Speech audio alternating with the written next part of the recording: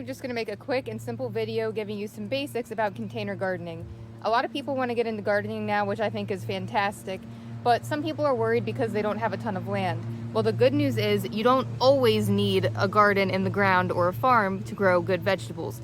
Plenty of things can be grown in containers if done correctly. You can use raised beds like you see right here, and you can even use plastic buckets. I wouldn't recommend using something smaller than a 10-gallon plastic bucket, and if you do use a plastic bucket, please make sure that it is listed as food grade safe. And if you use a plastic bucket, drill some holes in the bottom of it for drainage because you don't want your plants sitting in water constantly. Another great option is the plant tower. You can find these on Amazon, and it comes with all of these different tiers. It's pretty easy to assemble, and you can go ahead and plant your seeds in here. For example, what I used for this is different peas. Peas like to climb up and use a trellis, but with this, since it's high up off the ground, they can drape over and the vines will flow down kind of like a fountain. A plant tower would also work extremely well for different greens like leaf lettuce, spinach, herbs, stuff like that, stuff that's not going to get huge.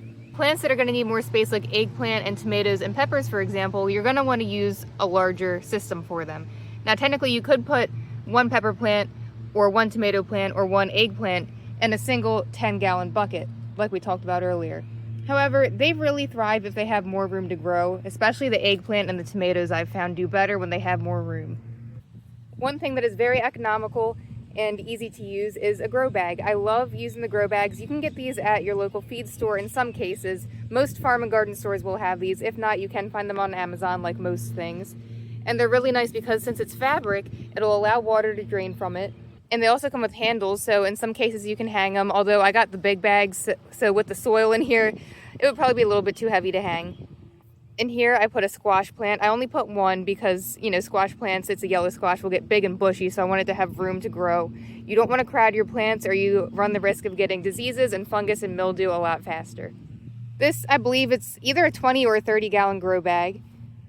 And these are really nice because it makes just the total maintenance a lot easier. Now, if you have something in a container or a grow bag, they're going to dry out faster than if they were in the ground. So you need to keep an eye on it to make sure they're getting watered enough.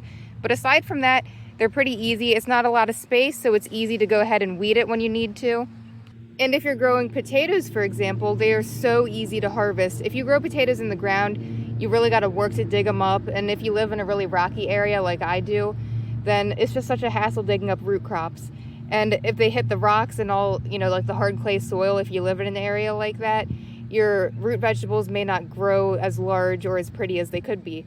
But with the grow bags, you can make it nice and loose and fluffy and easy for that root to develop and get to a good size. And then when the time comes to stick your potato fork in there and start digging them up, it's so much easier because they're all contained right here in the bag. I actually have a couple of videos on my channel about how to grow potatoes in grow bags, so if you specifically want to learn about that, go to my channel and check those out. But for today, we're going to focus on the tomatoes, peppers, and eggplant. So for starters, you want to get a good quality soil and also some good compost. Black cow compost is really popular for veggies. I've had good luck with it. The compost is going to serve to add more nutrients to the soil. And if you have chickens, their manure makes really, really good nutrient-rich compost.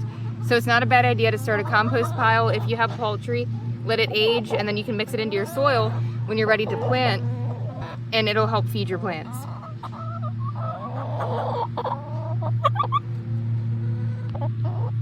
You can even save their eggshells and crush them up and mix them into the soil too, because calcium is good for any plant, but it's especially good for tomatoes and eggplant, which tend to need higher calcium than some vegetables.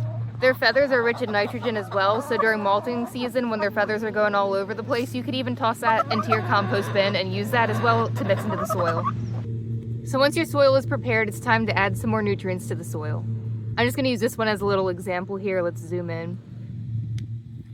So fertilizer will have numbers on it. The numbers are going to represent nitrogen, which is the first number, phosphorus, which is the middle number, and potassium, which is the final number. Nitrogen helps things grow. So if the first number is high, that means that's going to be high in nitrogen. Phosphorus helps with root development, and then potassium helps with, I guess an easy basic way to explain it would be overall health of the plant. However, I'm not going to use this particular blend for what I'm about to do because it's a little bit higher in nitrogen than I want. If you use a high nitrogen fertilizer for tomatoes, peppers, or eggplant, What it's going to do is really focus on growing the plant itself and the leaves really big and large and pretty and bushy, but it's not going to focus so much on root development. Now, if it's a really, really small sprout or like just a teeny tiny starter plant, you'd be a little bit safer to get away with using some more nitrogen in the beginning. But as you get towards the middle, when it's getting ready to flower and produce the fruit, you really want to avoid high nitrogen levels. If you have more focus on the other two numbers, then that's really going to help the plant blossom and set fruit. Another example of vegetable crops that don't need a lot of nitrogen would be peas and beans and other legumes, because legumes can fix their own nitrogen. So there's another tip. You don't want to plant a legume in the same soil as, say, like a tomato or a pepper or an eggplant, because since the legume is going to add its own nitrogen to the soil, you don't want that to leach over to your other plants that don't need that nitrogen. So a fertilizer that I'm going to use for this process is tomato tone. So as the name suggests, you know right off the bat, okay, that's going to be great for the tomatoes that I'm going to plant. Well, it's also great for the eggplant as well. Eggplant and tomatoes are both in the nightshade family. They have fairly similar care needs. So this is going to have the appropriate levels for the tomato and the eggplant, as well as the pepper. And since this was specifically designed for tomatoes and similar vegetables, this has a high calcium ratio in it, which is great for all three crops that we're going to be planting today. On the back, it gives you instructions. And this is a slow release, so as long as you do it properly, you should not burn your plants. Just be careful not to accidentally get this on the leaves. If you do, just gently brush them off.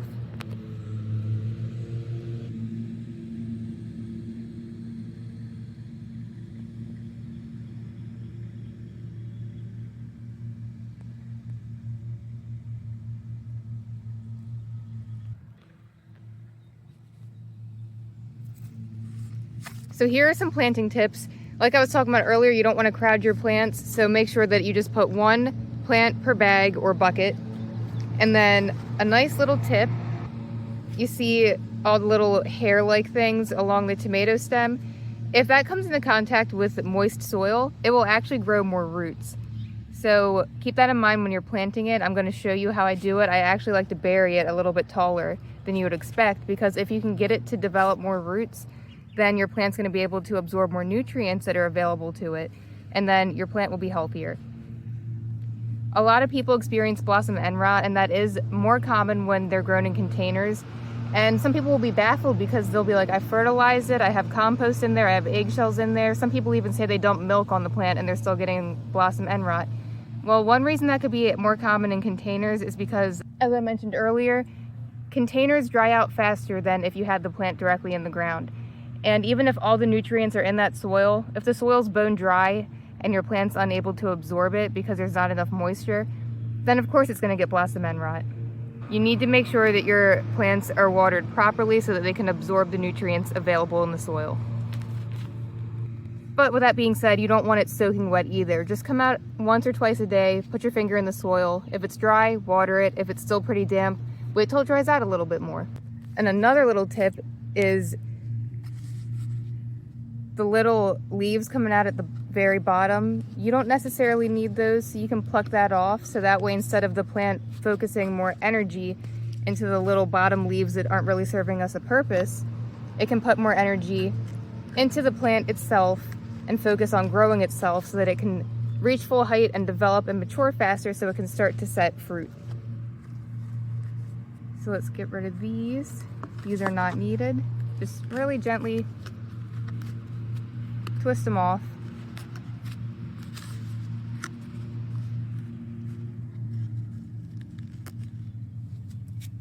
But I do keep the main ones, of course. You're also going to want to plant your plants towards the end of the day, because if you do it in the morning or in the middle of the afternoon when the sun's going to be shining bright and hot all day, that's going to stress out your plants even more. Anytime you transplant a new plant, it's going to be under stress as it adjusts to its new environment. So you don't want to do it when that sun is going to dry it out and stress it out even more. If you do it once you're approaching evening time, it'll have the whole evening and the whole night to kind of cool down and recover. And you want to make sure that you give your plants plenty of water during that adjustment period. All right, so we're going to dig our hole.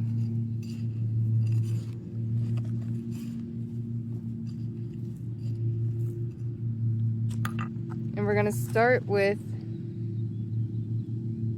a red bell pepper. And little fun fact, if you want a green pepper, you can still get it off the same plant. A green pepper is just an immature red pepper.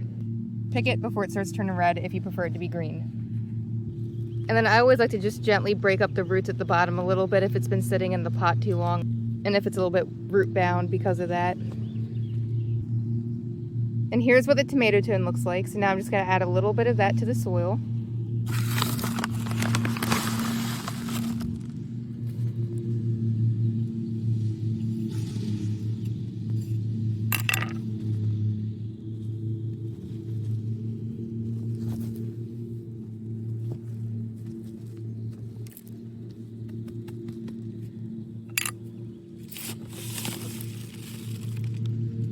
And then I'll top dress it with a little bit more. Mix it in a little bit. And then we're going to get the rest of these planted, and then we're going to give them a really nice long soak to help them adjust. And then over here I have 60-gallon grow bags, and I'm going to put the tomato plant and the eggplant in each of these, just because these really do tend to get large and they really bush out and get big. So I want them to have more room. And keep in mind, all of these, including the peppers, really do benefit if they have some kind of support, like a tomato cage or a trellis. Especially once they start to set their fruit, because then they can start getting heavy.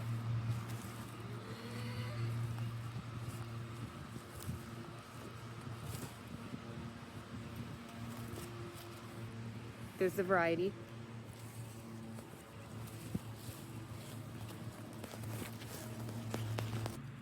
And fresh eggplants and tomatoes and peppers are so healthy for you, and they taste so much better than what you get at the store. There's a huge difference when you grow it yourself.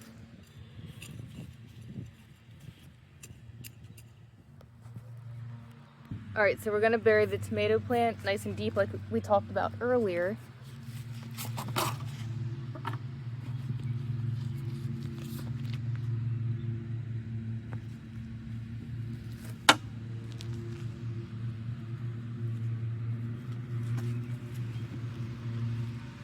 And we're going to let the soil come into contact with the little stem there, all the little hairs on it, and that'll help it grow more roots. Oh, and another tip, if it's little and it's already blossoming, that's not necessarily a good sign. That's not really going to give you a head start. The reason it did that is because it was in this cup for so long at the nursery, and it wasn't getting enough nutrients in here and not nearly enough room to grow. So in an act of desperation, the plant was kind of pushing itself to mature faster and complete its life cycle, so it was trying to blossom. But now that it's in an appropriate growing environment, we can pluck that off so it stops wasting energy on this, and now it can focus on recovering and growing big and tall enough to start truly blossoming and producing fruit. And now to end it, we give everything a nice big drink.